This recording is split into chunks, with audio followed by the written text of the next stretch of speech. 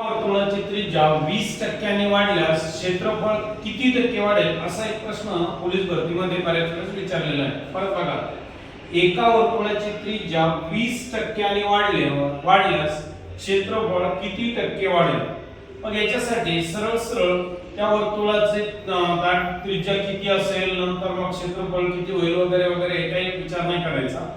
असा जर प्रश्न आला तर याला एक सोपं सूत्र आहे, 2x प्लस x वर्ग भागिले 100 अशा पद्धतीच्या या सूत्रानुसार सोडवायचं।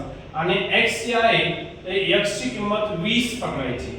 जे काही त्रिज्या 20 ने वाढली तर मग 20 घ्यायची, 10 ने वाढली असली तर 10 घ्यायची।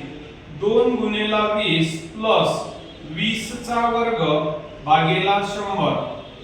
ओके, आता यांचा गुणाकार करून घ्या। 20 गुणिले 2 40, नंतर प्लस त्या ठिकाणी 20 चा वर्ग 400, 400 भागिले 100, 0 0 कटले, नंतर 4 भागिले 1 म्हणजे 4, 40 अधिक 4 म्हणजे 40 अधिक 4 बरोबर 44% त्या ठिकाणी क्षेत्रफळ वाढेल। परत बघा, एका वर्तुळाची त्रिज्या 20% वाढल्यास क्षेत्रफळ किती वाढेल, 44%।